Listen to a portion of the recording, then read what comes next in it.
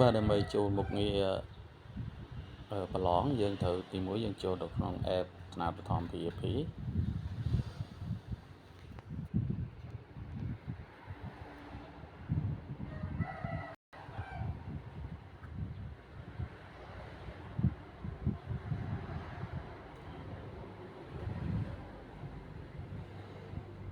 បាទ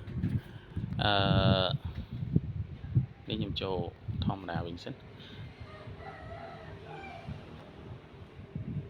បាទនេះអញ្ចឹងចូលមកដំបូងគឺបែបនេះអញ្ចឹងលោកគ្រូអ្នកគ្រូគាត់តែចុចលើត្រេ3វែងនេះបន្ទាប់មកជ្រើសរើសយកកន្លែងមុខងារមួយគេថារូបពៀននេះហើយគេដាក់ថាប្រឡងអញ្ចឹងចុចលើហ្នឹងមកហើយបន្ទាប់មកលោកគ្រូនឹងឃើញគេដាក់ថាធ្វើតេស្តហើយនឹងប្រវត្តិធ្វើតេស្តចំពោះប្រវត្តិធ្វើតេស្តនេះក្រុមការងារបានបិទមួយរយៈសិន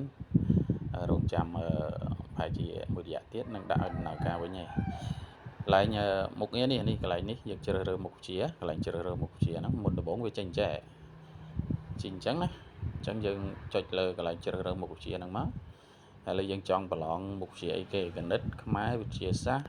មាន Regional Test មានភូមិមាន Bloom Taxonomy អញ្ចឹងកម្រិតដែលគ្រូយើងត្រូវធ្វើតេស្តយើងចង់សាកល្បង Bloom តេស្ត Bloom ក៏បានយើងចូលភូមិក៏បានឬក៏ចូលតាម Regional Test នេះក៏បានដែរមិនសូវចេះអង់គ្លេសអានត្រូវហ្នឹងហើយលោកជ្រើសរើសមួយមកថាឥឡូវចង់ Bloom យើងតេស្ត Bloom មកជ្រើសរើស Bloom អញ្ចឹងមកដោយសារអ៊ីនធឺណិតអញ្ចឹងចុចលើ Bloom អញ្ចឹងមកនេះវាចេញមកណាបាទអញ្ចឹងចំណងជើងមេរៀនមានចងចាំយល់អនុវត្តវិភាគវាតម្លៃបង្កើតថ្មីហើយនឹងតេស្តគ្រប់មេរៀនអញ្ចឹងយើងចាប់ដើមធ្វើចាប់ពីចងចាំទៅជំហានទី1យើងចុចកន្លែងចងចាំអញ្ចឹងមកវានឹងចេញសំណួរឲ្យហើយ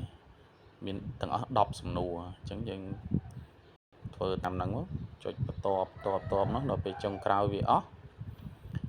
យើងចុចបញ្ជូននៅបញ្ជូនចម្លើយនោះយើងនឹងបានលទ្ធផលមួយ